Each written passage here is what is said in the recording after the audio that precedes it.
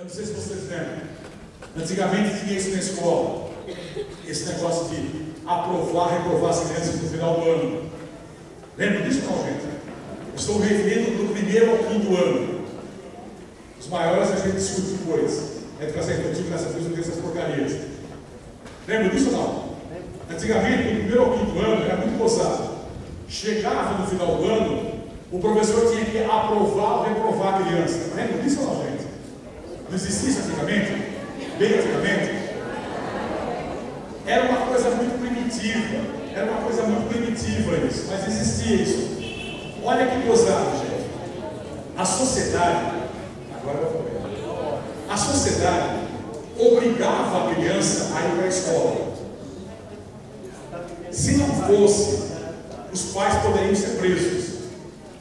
Mas aí então, ao invés da escola se preparar para trabalhar com os alunos que ia receber, não, a escola fazia isso. Você serve e está aprovado, você não serve e está reprovado. Sinto muito, me dói o coração, mas é porque eu bem, tá bom? Era assim antigamente, gente. Não é gozado isso, gente? Naquela época, como o professor não tinha formação, nada disso, né? Olha o que acontecia, gente. Eles chegavam a chamar a mãe e dizer assim: mãe, pai, a sua filha não está aprendendo, a senhora tem que fazer alguma coisa. Não é gozado isso, gente? Não acharam muito gozado? Amassou a lataria do seu carro. Você leva para quem? Como é que chama aqui? Chapista, chapeador? Tá? Chapista. Cada região do país é um nome. Fundileiro, chapista. Aí você leva o carro para o chapista. O chapista vê a lataria amassada e fala assim: a lataria está amassada, precisa de alguém que cuide dela. Não é gozado isso, gente? Teu filho está com dor de dente, você leva para o dentista, ele fala assim: seu filho está com dor no dente, precisa de alguém que cuide do dente dele. Não é gozado isso, gente?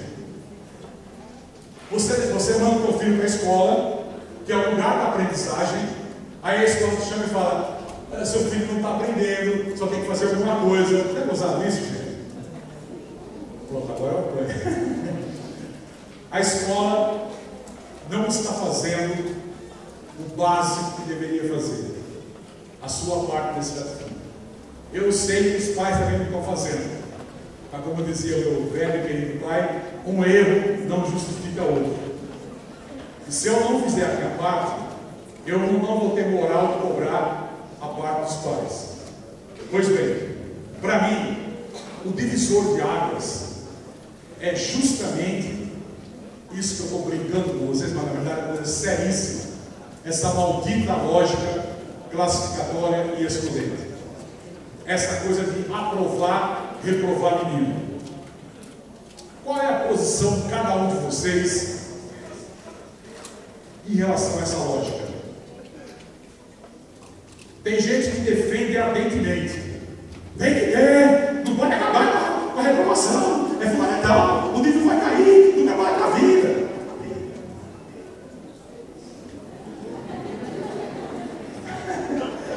Sério, fantasminha camarada. Outros defendem. Não, eu acho importante que tenha a reprovação sim. Outros, professor, na verdade, eu vivo isso aí, normal, sempre foi assim. Professor, na verdade, eu nunca pensei sobre isso, nunca tinha pensado sobre isso. Professor, o senhor está falando de falta, eu tenho dúvida, quer dizer, será que isso de fato é uma função da escola? Professor, muitas dúvidas. Será que a gente tem que fazer isso na escola? Professor, eu não aceito isso. Para mim, isso tem que fazer não cabe na escola fazer isso. Professor, eu não aceito de jeito nenhum. Eu luto contra essa porcaria que é essa avaliação classificadora excludente. Por favor, gente. Eu sei que isso é muito polêmico. A gente não tem tempo aqui de refletir. Mas eu queria deixar essa provocação para vocês. Eu entendo que, enquanto eu aceitar essa possibilidade, estou me referindo do primeiro ao quinto ano, enquanto eu aceitar essa possibilidade de eu ensinar e o aluno não aprender e ficar por isso mesmo, e ele pagar por isso, eu não fiz ainda a mudança de paradigma. porque eu estou ainda, percebendo ou não, reproduzindo mais uma vez aquela lógica das 14 por aí. Os professores estão sendo usados, gente. Os professores estão sendo usados pelo sistema. A quem interessa uma educação de qualidade democrática? Quem está levando vantagem em cima do povo pobre, doente, ignorante, vai querer que mude o sistema, gente. Falei para vocês, no país de origem já acabou o Big Brother. O Big Brother ter sucesso aqui no Brasil é fundamental um baixo nível de escolaridade. Para você manter certos políticos que estão aí, é fundamental que as pessoas não compreendam a situação. Estamos em época de crise papal. Bento XVI hoje estava se despedindo. Então eu lembro de João Paulo II, 1979, discurso inaugural em Coimbra, terceira conferência latino-americana, terceira conferência episcopal latino-americana. João Paulo II dizia o seguinte: os ricos cada vez mais ricos, não senti firmeza, os ricos cada vez mais ricos,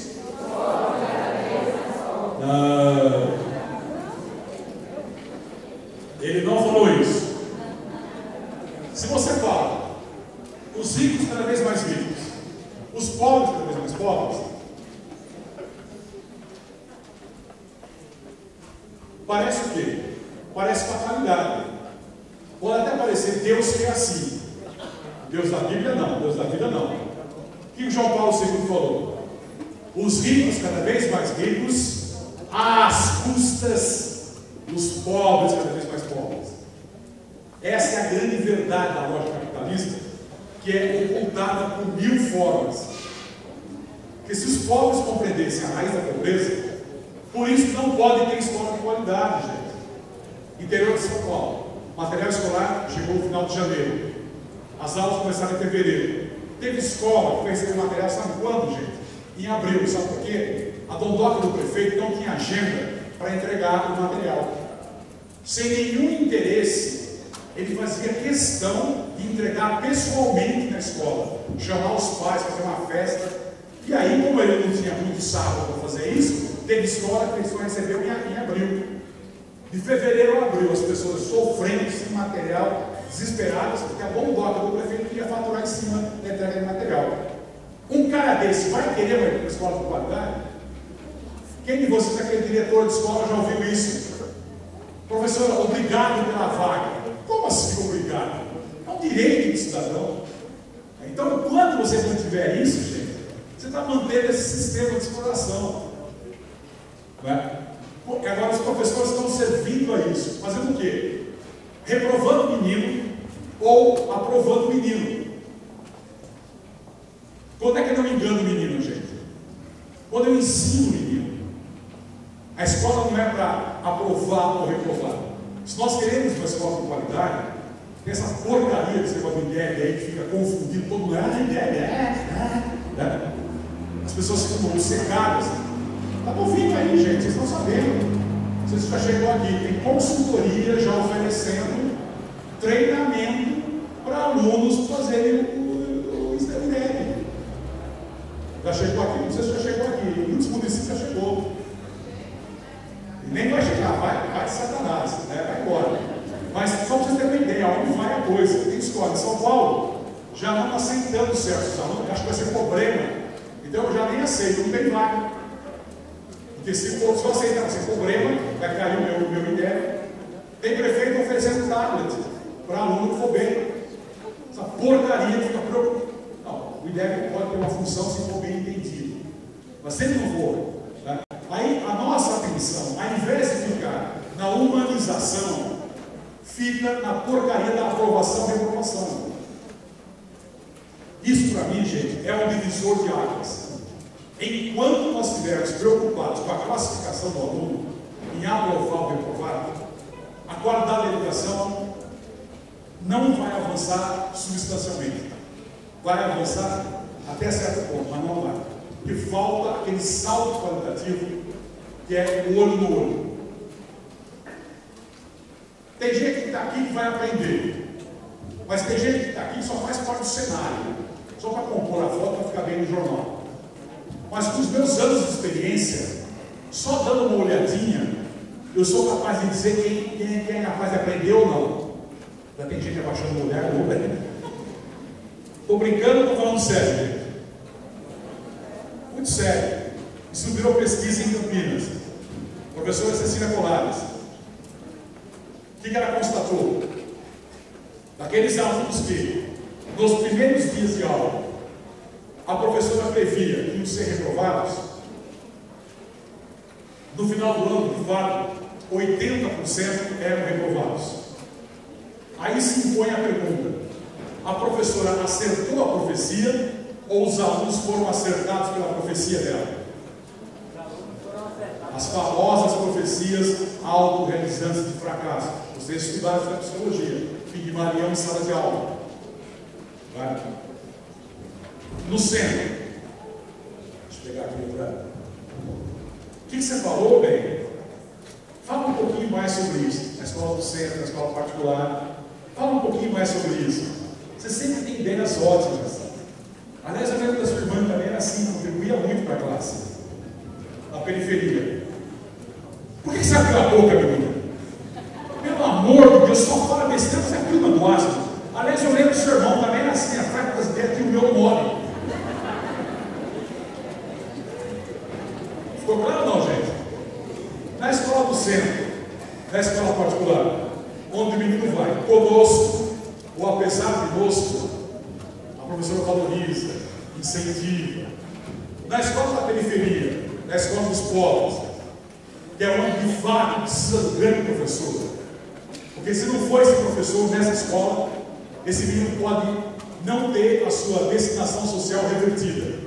Muitas vezes aquela escola é a única oportunidade que ele tem, através do saber, através do conhecimento, de reverter a sua situação. E o professor já chega, estou cagando em cima. Hoje eu estou anal.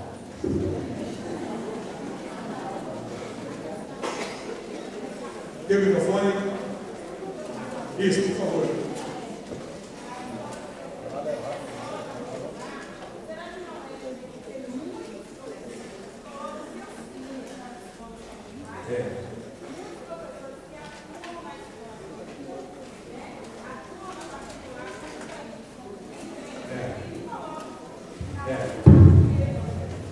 Eu concordo com você.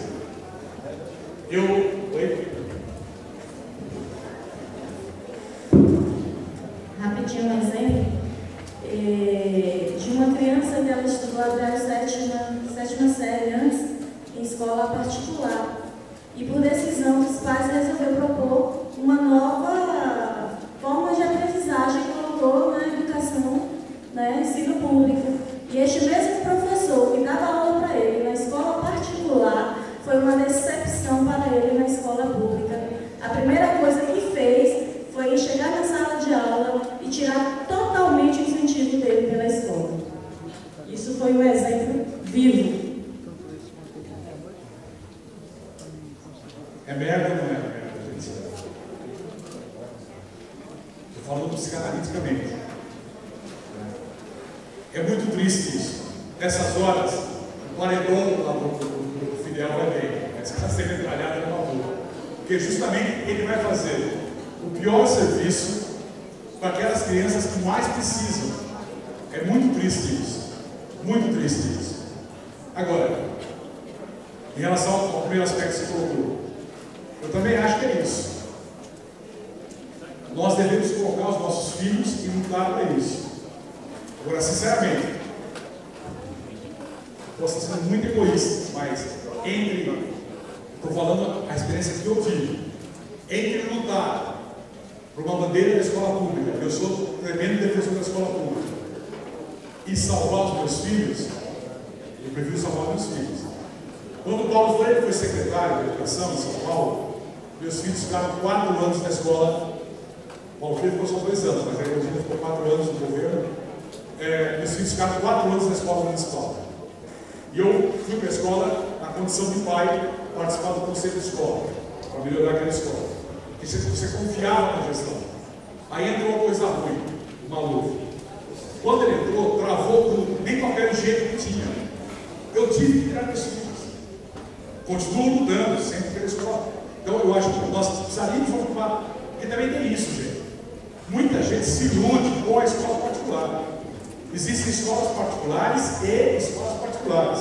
Existem escolas públicas e escolas públicas. Nós temos escolas particulares da melhor qualidade, mas temos lixos de escola particular. Nós temos escolas públicas deficitárias, mas temos excelentes escolas particulares, escolas públicas. Então é preciso ver isso. Agora, com certeza, a nossa participação nesse processo, por exemplo, no conceito de escola, etc., vai criando uma condição nova para a gente poder oferecer isso para os nossos filhos, para todos os filhos da República, da República.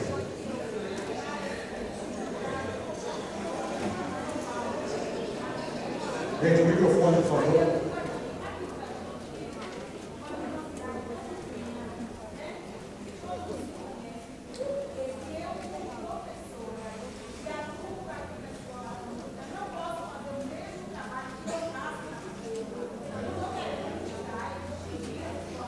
Sim, sim, isso. E eu posso fazer o mesmo trabalho que eu faço lá, numa escola pública, ou será que é proibido aqueles que têm menos condições aprender? Então eu creio também que isso vem um erro do professor. Isso. Entendeu? É o professor que deixa a desejar. Você quer ver uma coisa, né? Um momentinho só. Tudo isso aqui onde vem a gente vai ver. Imaginem se nós tivermos a culpa do sistema. Alguém diz, então vamos lá, o sistema.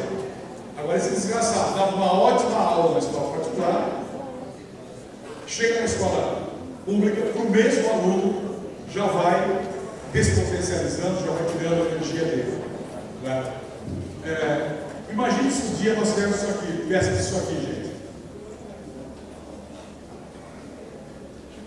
Será que daí então as coisas andariam? Será mesmo? Em 1936, nós temos um dado revelador. Em 1936, casar com uma professora era fazer um ótimo negócio. O salário era excelente. As condições eram ótimas para a época. Madeira de lei, mármore, né? Escolas limpas, bonitas. O professor era uma referência na cidade. Os pais, era assim, gente, filho, se você apanhar da professora, chegando em casa, apanha de novo, apanha no grado. Ou seja, nós tínhamos tudo aquilo que os professores se queixam hoje, que não tem. Salário, condições, prestígio e apoio dos pais. No entanto, em 1936, o baiano, Teixeira de Freitas, não sei quantos de vocês conhecem esse baiano, criou aquilo que vai ser, logo em seguida, o IBGE, e ele descobriu o que, então, na estatística? Simplesmente, em 1936, com todas essas condições, nós tínhamos 50% de reprovação na primeira série primária. E nós temos que lutar por tudo isso, salário, condições, etc. Nós também precisamos fazer a metanoia, precisamos fazer a conversão. Enquanto eu achar que ser professor é transmitir, verificar quem aprendeu ou não, se não aprendeu, repetir mais uma vez, foi reprovado. Ou, se eu entendo que o meu papel é transmitir, ver quem aprendeu ou não, quem não aprendeu, buscar alternativas até que venha aprender. São dois modelos básicos do que é ser professor. É preciso a gente fazer uma opção. E qual é o problema, gente? Muitos dos que estão no primeiro modelo não fizeram opção consciente. Porque não precisam fazer, porque o sistema é assim. Eu costumo dar aquele exemplo do sujeito que nadou até o meio do rio. Quando chegou no meio do rio, ele parou e falou: agora eu vou ser neutro. Vou cruzar os braços, não vou nadar nem em direção à foz do rio, nem em direção à nascente do rio. Vou ficar com os braços dentro da minha boia. Pergunto a vocês, colegas, ele fica parado? Ele cruzou os braços na boia dele, bem ele fica parado. Vocês vão lembrar das aulas de física. Em relação ao rio, ele está parado. Mas em relação à margem, fica descendo junto. Mas em relação à margem, sinto muito. O que eu quero dizer? Há um movimento dado real, gente. Mesmo que você não opte pelo sistema classificatório, ele já está aí. Ele já está aí. E ele não está só na estrutura. Isso que é tudo. Ele está aqui. Paulo Freire na cabeça, lembra? Pedagogia do oprimido. Uma das piores coisas é que o oprimido, de tanto ser oprimido, acaba hospedando em si o opressor. De tal forma que quando ele tem um espaço de liberdade, ele não vai fazer daquele espaço um espaço de emancipação. Ele vai fazer mais um espaço de reprodução. Ok? Ficam aqui então essas provocações. Vocês lembram lá no meio no começo, para a gente poder continuar a conversa. Tá? Eu sei que eu tenho pontos delicados, mas sinceramente eu acho que em algum momento nós temos que passar por essas reflexões. Muito obrigado.